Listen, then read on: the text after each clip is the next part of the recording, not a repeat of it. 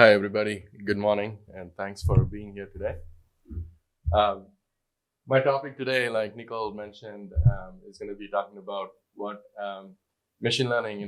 How does machine learning feel if you run it as an engineering discipline? The goal of my presentation today is first to address what it means to run machine learning as an engineering discipline, and then once we establish that, I want us to share a few challenges that many of the organizations have with machine learning, and hopefully some of those will resonate with you.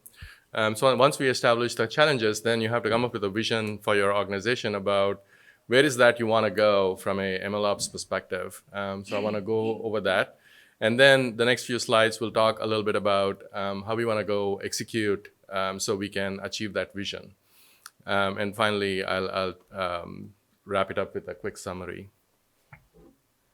So first, let's establish what machine learning as an engineering discipline really means. Delivering business value with machine learning is not just about building a state-of-the-art model. It's also about building an integrated ML system that is able to operate continuously as well as adapt to the dynamic business requirements. And this is pretty common, pretty much in every company. So what does it mean for an integrated ML system? What is an integrated ML system? So it's a system that allows scientists or engineers to collect data, to process the data, and give the ability to manage the features. It is a system that allows us to do continuous integration, delivery, auto training or continuous training along with continuous deployment. I'll touch upon these two subjects a little bit later in my session as well. Something that allows us to train our models very easily and also evaluate them at scale. This system allows us to serve our models either in a batch or online mode very easily. We should be able to track our model metadata and artifacts, and last but not the least, it should have the ability to continuously monitor your data quality as well as model performance, in a continuous manner. So this is what a system, integrated ML system, looks like. And if you have something like this, then you can say that you are running ML as a engineering discipline. So before we talk about the vision we want to have that will allow us to get to the previous slide and all the things that I said over there, first let's look at what the current challenges are in most companies. If you have a large machine learning practice, what generally happens is everybody is trying to innovate in these small teams of scientists and engineers, and they don't have a standardized way of productionizing their models. In many cases, there is no feature store. Even large established companies don't have a feature store, which is kind of crazy for me sometimes. And then data, irrespective of what company you work for or what company you know of, everybody has data challenges. The difference is how much of a challenge the company has with the data, right? So that is where the difference is. Let's go through a little bit about how we can solve data problems. And then, in many cases, there is limited to no monitoring for data quality or model monitoring in production. We also don't see any operational readiness capabilities built into the system. Scientists are not engineers, and if they don't have a strong engineering counterparts working with them, it's very hard for them to imagine what kind of monitoring and alerting they need for their model to be running indefinitely in production. And lastly, delivering a machine learning model into production, it requires a lot of people from different work streams. Obviously, there are scientists, there are engineers, there are product managers, project managers, analysts. So it takes a lot of people, and generally, each of these work streams are a different organization in the company. So I normally see that there is no much collaboration between these teams, causing to a lot of finger pointing and so on and so forth. So with that background, I want to first share this North Star that I want us to go after. The vision should really be to build and deliver a MLOps platform and tooling that allows our scientists to access reliable data that comes with availability metrics like 4 lines of availability and so on and so forth. The ML platform that we build should enable the scientists to automate data processing, their model building, evaluation, and validation, all those things. They should be able to easily productionize their model either in batch or real-time mode.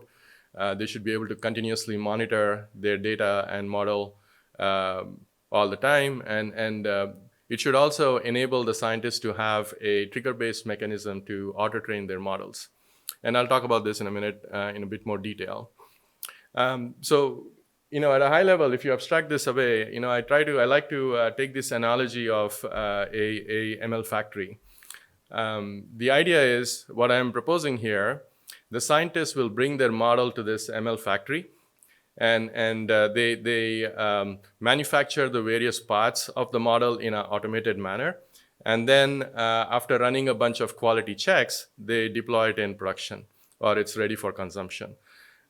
So what I'm really trying to say here is we should take away the friction a scientist has to go through with respect to their infrastructure needs. If you take that away, it's a nirvana state. I don't know if any company has really been here, but this is what we should be shooting for. And that's the idea. Now let's talk about what steps we could potentially take. How do we strategize for us to be able to hit this vision? And to me, it's 6 different steps. First is going through an MLOps transformation.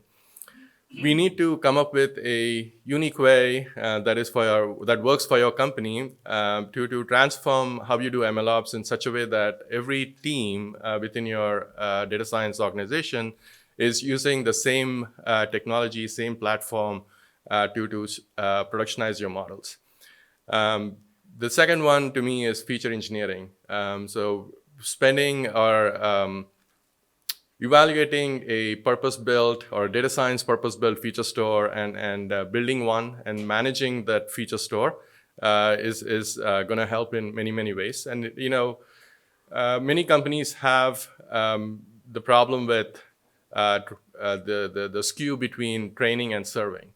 So having a feature store for both training and serving removes that skew automatically.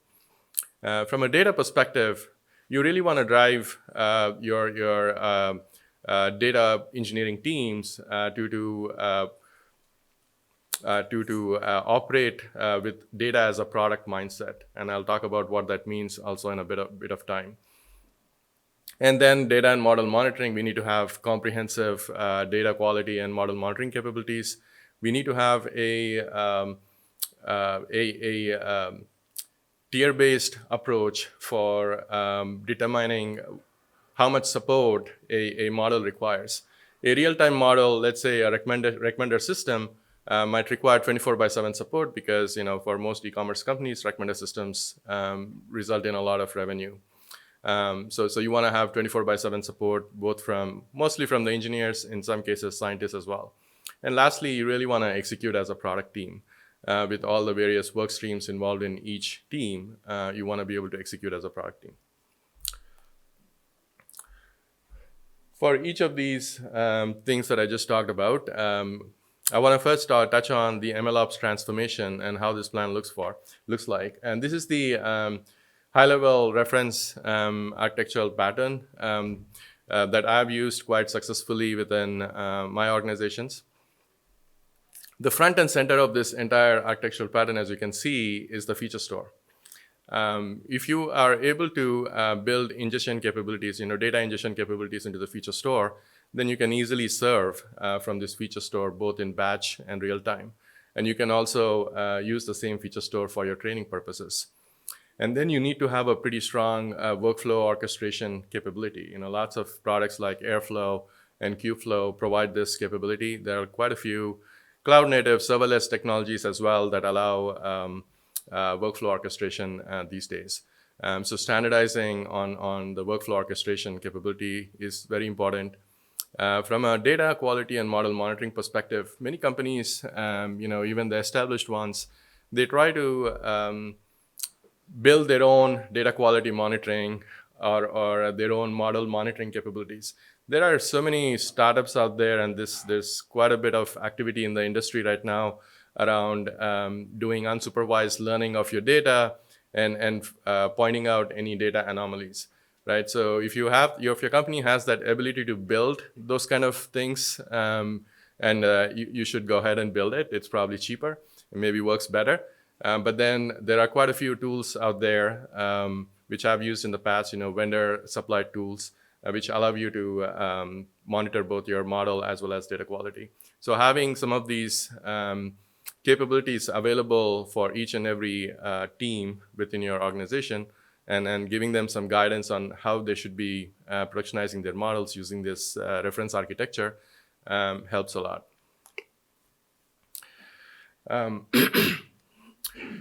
It's the same slide like before. The only difference here is I added the shared library on the left side of the slide.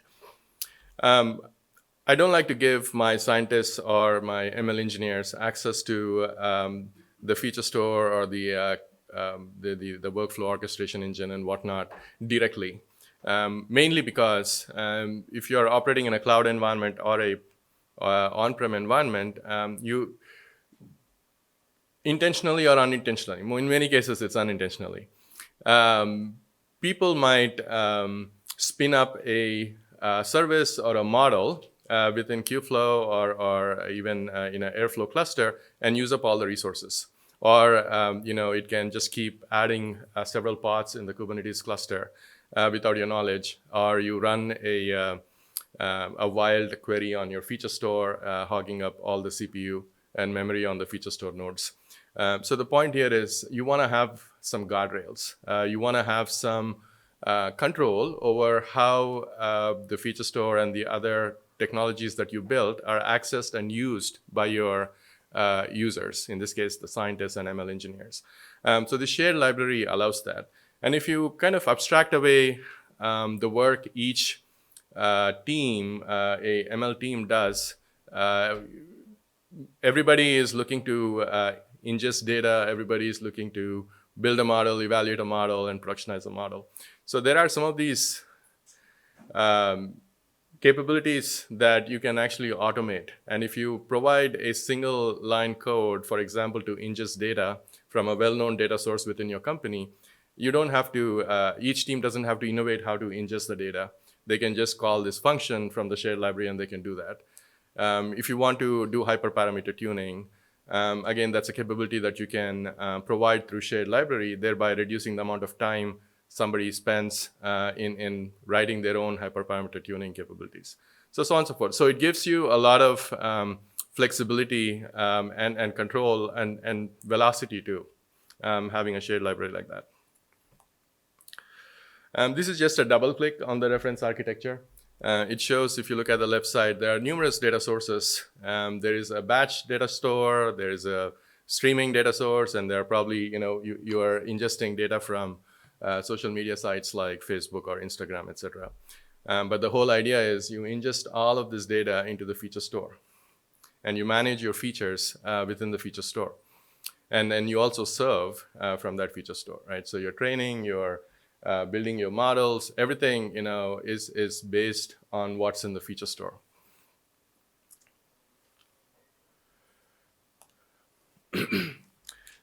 Continuing on my talk here, there are 5 other items that I spoke about as part of the strategy. So first one is feature engineering. So we spoke about how we want to have a feature store. There are numerous feature stores out there.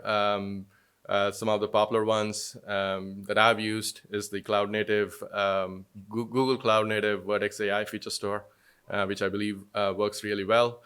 There is also the open source Feast, and companies like Databricks also provide feature stores. Having a single data store for your feature store is going to be awesome, right?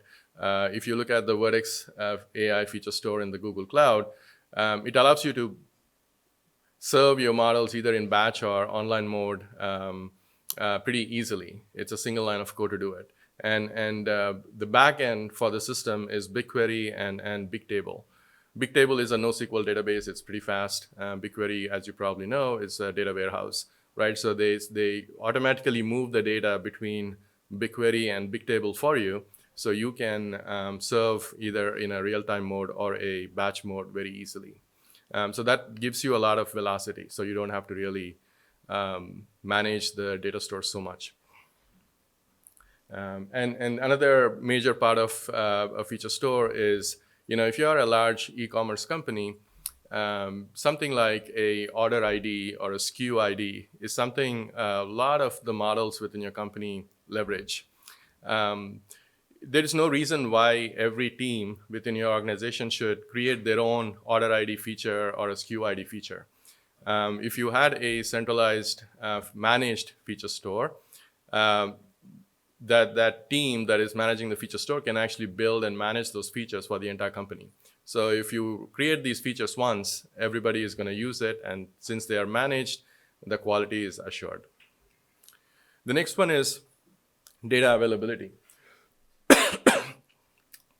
You really want to work with your data engineering counterparts and have them treat their data as a product. What it means is, from the point the data is emitted into the data store to the point it is consumed by the end users, which are scientists and analysts and maybe other engineers, they should be owning the data up until that point. Lots of companies have a centralized data engineering team. That is pretty old, and that's passé now. What you really want is a decentralized way of producing data, and also decentralized way of data ownership, right from the data is produced to the point it's consumed. If there are any schema changes or any alterations to the data, the idea is the data owner is going to work with all of the downstream users along with the impact and make sure, if it's models or reports or whatever it is, they all have enough time to update so they can support the new schema or whatever data alterations they made. And all this data, when you say data as a product, it also means data comes with some service level objectives, like 4 lines of availability. If you have event streaming capabilities within your organization, the other thing would be to implement public topics. Again, if you are an e-commerce company, something like order information would be used by a call center data science model or a supply chain data science model, and maybe a bunch of other use cases. So if you had a public topic in your favorite messaging platform, all of these various teams could directly consume from it and be able to take some real-time actions, whatever their use cases. So that's another option. The next aspect is data and model monitoring. You want to be able to monitor your data quality and model performance, like I alluded to before. Some of the tools that I've used are Anomalo for unsupervised data quality monitoring. It works really well for us in ensuring it gives us data anomaly alerts, so we can take some action on them. We also leverage Aporia for model monitoring performance perspective. And this is where the auto training capability comes in. So let's say you have a continuous monitoring for your model performance, and if it falls below a certain threshold, if the model performance falls below a certain threshold, you could send an alert or you can trigger a training pipeline, an automated training pipeline. So the model gets trained automatically, and once it gets trained, you run more tests on it to see if it is ready for deployment. And if you are savvy enough, you could even potentially do automated deployment in production as well. So imagine a scenario like that, where once you put the model in production and you have all these automated tests and everything, you really could basically forget about that model, because it's just going to automatically retrain itself, automatically deploy, and then it will forever, hopefully provide value to the company.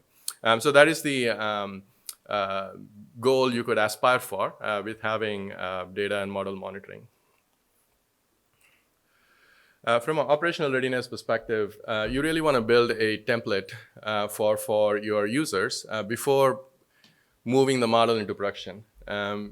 Many organizations that I've been part of, there's always this pressure to provide business value. So people try to put the model in the production, and then you'll see that there are all kinds of operational issues. We don't have proper monitoring and alerting, and there's quite a bit of stress in the system, especially if it's a critical model.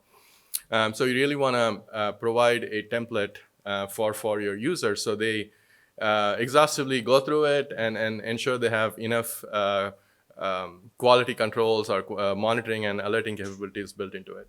Having a proper CI/CD pipeline is extremely critical for operational readiness. So you have enough tests in place for you to confidently make any changes to the code in production and deliver it quickly. Last but not the least is how to execute as a product team. You really want to build what we call atomic teams or squads or pods, whatever. There are various names in use depending on which company you work for. The idea really is for all of us to work together with a common goal so as to avoid finger pointing. You basically provide a culture in such a way that the team wins or loses based on their ability to meet their OKR, right? So if you drive that kind of culture, the team will stop pointing fingers at each other. They'll try to help out each other as much as possible because we don't say you are a hero, you made this happen. If something has happened, the entire team gets rewarded. If something doesn't work as well, we say, well, the team failed or was not able to execute as well as we thought it would. Right. So that's pretty much all I have from a quick summary. Building and delivering a fully automated ML system, ML platform, unique to your business is a journey and potentially could be a multi-year journey. Your journey really starts with targeting a vision that will get your scientists and other stakeholders super excited. So once you have this North Star established, then it's about coming up with a viable execution strategy that works for your company, for your organization, and then basically ruthlessly executing against it. So with that, I'm open to any questions.